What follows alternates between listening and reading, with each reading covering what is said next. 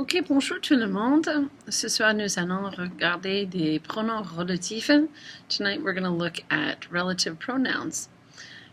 These might look mostly like words you've seen before, so we're going to talk some about when we use relative pronouns. First of all, you see that the relative pronouns that we're going to learn, and you need to write these in your notebook, are the words qui, que, dans, and où. Three of those words you know as meaning who, what, or where. But these words are when we're using them, again, in relative clauses. They're not going to be something we ask a question with. So let's talk about when we use which word. A relative pronoun is going to link two phrases together the same way the other clause words we've talked about, such as quand and si, link words together. They make more complex sentences. The second phrase gives additional information about the first phrase. When we link them together, we get a complex sentence. Sometimes in English, relative pronouns are omitted, but they are never omitted in French. So, if I say something like these two sentences below, Je suis allé voir le docteur. I went to see the doctor. Tu m'as parlé de ce docteur. You talked to me about that doctor. To make them one sentence, we're going to end up combining them. We're going to use the relative pronoun dans. Why? Because if you look at the second sentence, the word de is there. So the full sentence is going to read Je suis allé voir le docteur dont tu m'as parlé. We'll look at that more closely in a moment. Please write down what these words are going to mean in French when they are pronouns and not question words at the start of a sentence. Qui is going to mean who, that, or which. Que is going to only be that or which. Dont means of which, of whom. And où means where.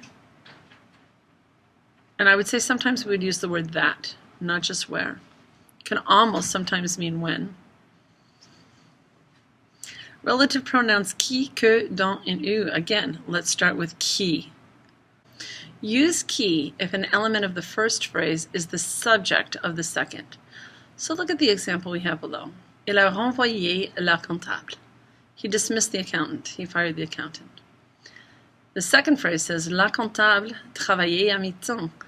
The accountant worked part-time. Now, if we put them together, we want to say he dismissed the accountant who worked part-time. Il a renvoyé le comptable, or la comptable in this phrase.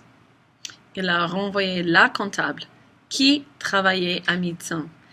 We do not use qui because we want to say he fired the accountant who worked part-time, even though we can translate it that way. We could also say that worked part-time.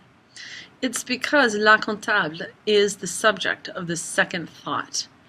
When it's a subject, whether it's a person or not, we're going to use the word qui. Here's one where we use qui that does not involve a person. Look at the first sentence. Les élèves vont au restaurant. The students are going to the restaurant. Le restaurant se trouve près du lycée. The restaurant is located near the high school. When we put them together, le restaurant is the subject of that second phrase. So we're going to use the relative clause word here, qui. Les élèves vont au restaurant qui se trouve près du lycée. Has nothing to do with the word who. Here it's that. The students are going to the restaurant that is near the university. Okay, now, second one is the word que.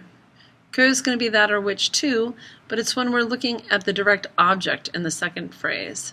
So, if the element that we're connecting is the direct object, we use que instead of qui. Remember that the participle in the passé composé will have to agree in number and gender as if it were an adjective. Okay, so look at the first example. Le banquier a deux voitures bleues. The banker has two blue cars. Il a acheté les voitures hier. He bought the cars yesterday. Le banquier a deux voitures qu'il a achetées hier. The banker has two blue cars that he bought yesterday. Les voitures are the object in this sentence. I'd like to point out that even if the second phrase had the object as a pronoun before the noun, il les a achetés hier, it would still be a direct object. And because it would be a direct object, it is going to use the relative pronoun que. Le banquier a 2 voitures bleues qu'il a achetées hier.